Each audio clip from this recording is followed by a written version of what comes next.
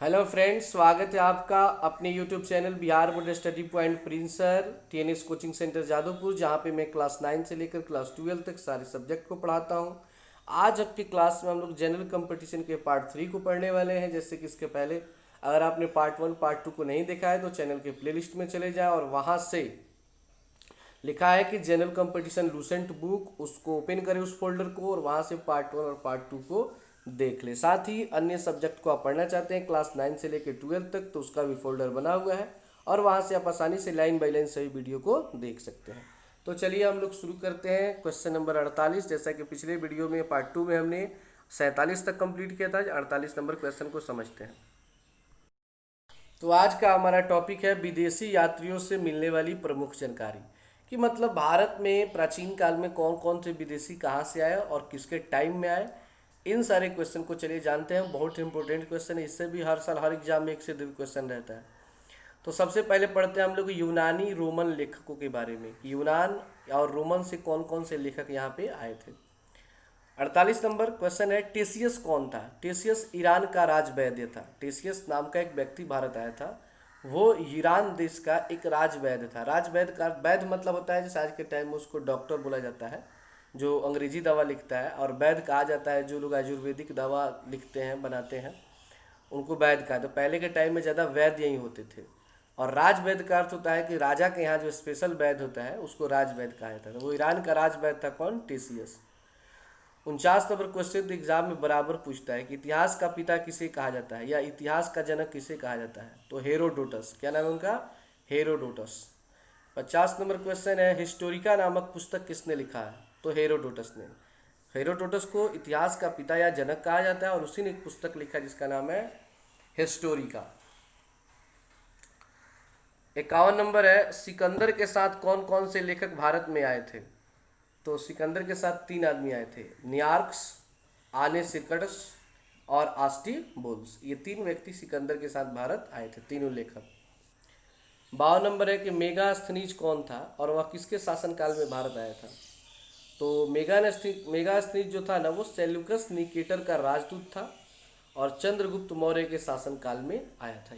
यानी जब राजा धनानंद के बाद चंद्रगुप्त राजा बने, मौर्य वंश की स्थापना की, तो उनकी पत्नी जो थी यवन कुमारी हेलेना, उन्हीं के पिता जो थे सेल्यूकस निकेटर, उनका राजदूत था मेगास्थनीज। वो यहाँ पे आया था सेल्यूकस निकेटर के साथ में। 53 नंबर क्वेश्चन है, डाइमेकस कौन था और वह किसके शासनकाल में भारत आया था? तो सीरियन नरेश। सीरियन नरेश का अर्थ है सीरिया एक देश है, वहाँ के राजा के आंतियोक्स, वहाँ के राजा थे आंतियोक्स का राजदूत, तथा वह बिंदुसार के शासनकाल में आया था। बिंदुसार कौन था? तो चंद्रगुप्त मौर्य का पुत्र था। वह उसके शासनकाल में ही सीरिया नरेश के जो आंतियोक्स थे उनका एक राजदूत डाइमेकस आया था। फिर है 54 नंबर, डायोनिसियस कौन था और वह किसके शासनकाल में भारत आया था? तो मिस्टर नरेश टॉलमी फिलेडल्स, यानी कि मिस्टर नरेश टॉलमी फिलेडल्स का राजदूत था वो, और अशोक के शासनकाल में आया था। अशोक के शासनकाल का अर्थ हुआ बिंदुसार का बेटा था अशोक और चंद्रगुप्त मौर्य का पोता था अशोक, उसके शासनकाल में आया था। 55 नंबर है, भारत का भूगोल नामक पुस्तक किसने लिखा? तो वही था मिस्टर नरेश टॉलमी। केवल यहाँ पे टॉलमी लिख दिया गया है तो समझ जाइएगा। 56 नंबर है, नेचुरल हिस्ट्री नामक पुस्तक किसने लिखा है? तो प्लिनी ने। 57 नंबर है, नेचुरल हिस्ट्री नामक पुस्तक में किसका विवरण मिलता है, मतलब इसमें किसका वर्णन किया जाता है? तो भारतीय पशुओं, पेड़ पौधों तथा खनिज पदार्थों का इसमें वर्णन किया जाता है। ये तो हो गए यूनान और रोमन वाले। अब चीनी लेखक, मतलब चीन से कौन कौन से लेखक आए। तो सबसे पहले है 58 नंबर, फाइयान। फाइयान कौन था और वह किसके शासनकाल में भारत आया था? तो एक चीनी यात्री था, मतलब चीन से यात्रा करके यहाँ पे आया था और नरेश चंद्रगुप्त द्वितीय के शासनकाल में आया था। 59 नंबर है, ह्वेन सांग किसके शासनकाल में भारत आया? तो हर्षवर्धन, राजा हर्षवर्धन के समय में ह्वेन सांग भारत आया था। 60 नंबर है, ह्वेन सांग चीनी यात्री भारत कब आया? तो 629 ईस्वी में। 61 नंबर है, ह्वेन सांग चीनी यात्री कितने वर्षों के बाद चीन लौटा? तो 15 वर्षों के बाद, लगभग 645 ईस्वी में वो भारत से लौट गया अपने देश चीन। ह्वेन-सांग के अध्ययन के समय नालंदा विश्वविद्यालय के कुलपति कौन थे? तो वो थे सीलभद्र। मतलब वो आया तो नालंदा विश्वविद्यालय में काफ़ी पढ़ाई किया, अध्ययन किया।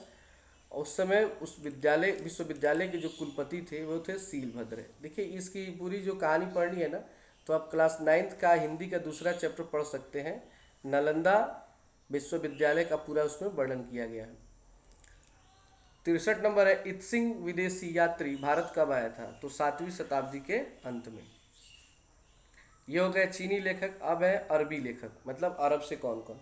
तो अरब से आए थे अल-बुरूनी, किसके साथ भारत आया था? महमूद गजनवी के टाइम में आया था। भारत की खोज नामक पुस्तक किसने लिखा? अल-बुरूनी। और अन्य लेखकों में है तारानाथ और मार्को पोलो। तो तारानाथ एक तिब्बती लेखक थे, तिब्बत देश के, जिसको इस समय चीन ने हथिया लिया है। और मार्को पोलो भारत कब आया था? तो 13वीं शताब्दी के अंत में। तो ये सभी विदेशी यात्री थे जो भारत आए, भारत को समझे और फिर अपने देश लौट गए। तो फिर मिलते हैं अगले वीडियो में, तब तक के लिए इतना ही। अगर चैनल पे नए हैं तो चैनल को प्लीज़ सब्सक्राइब करें, बेल आइकन को दबाएं और अच्छा लगे वीडियो तो लाइक करें, दोस्तों में शेयर करें।